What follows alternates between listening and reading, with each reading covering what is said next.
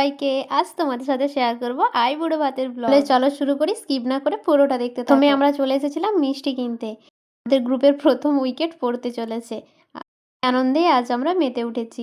একদিন বাদেই সাথীর বিয়ে, তাই আমরা ভেবেছি আজকে সবাই মিলে ওকে আইবুড়ো ভাত খাওয়াবো। প্রথমে মিষ্টি নিয়ে একটা নর্মালি মুকুট কিনতে চলে এসেছিলাম। তারপর নিয়েছি একটা মালা।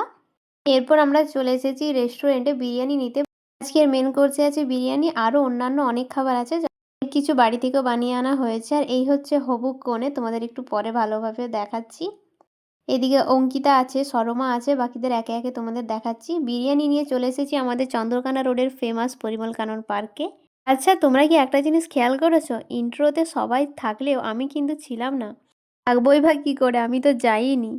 আমার কিছু ব্যক্তিগত কারণ থাকার জন্য আমি আর যেতে পারিনি। অনেক ইচ্ছে ছিল আমার যাওয়ার, কিন্তু আমার বন্ধুরা আমার জন্য এই ভিডিওগুলো করে রেখেছে। তোমাদের কাছে কি এরম বন্ধু আছে?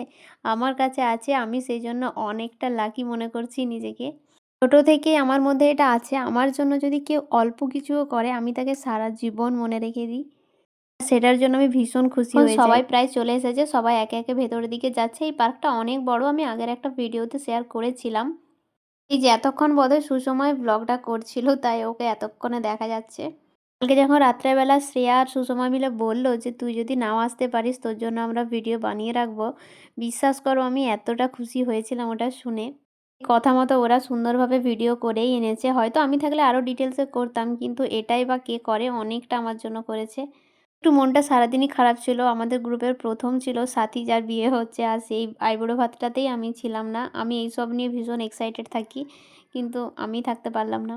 যাই হোক, নেক্সট যার হবে তারটাতে থাকবো।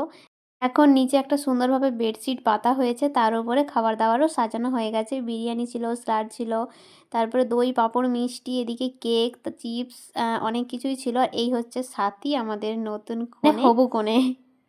তোমাদেরকে একে একে দেখায়। অঙ্কিতা, পম্পা, তারপর এদিকে আছে অর্পিতা, শ্রেয়া, সুইটি, সরমা।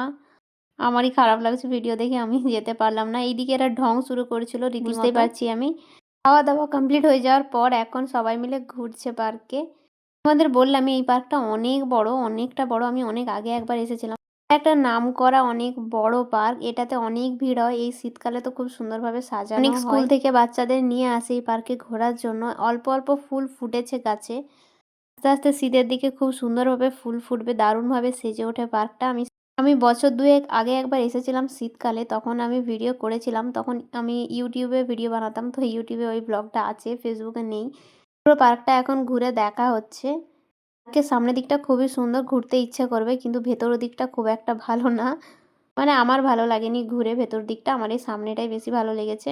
আজকে মোটামুটি সবাই ছিল, আমিও যেতে পারিনি, আর শ্রেয়সীও আসতে পারেনি, ওরও কিছু সমস্যা ছিল হঠাৎ করে, তাই আমরা দুইজনই শুধু ভিডিও দেখছি ঘরে বসে বসে। অথচ আমাদের দুইজনেরই খুবই লাফালাফি এইসব নিয়ে। চলো তাহলে ছোট্ট করে তোমাদের সাথেও শেয়ার করলাম আইবুড়ো ভাতের ব্লগ।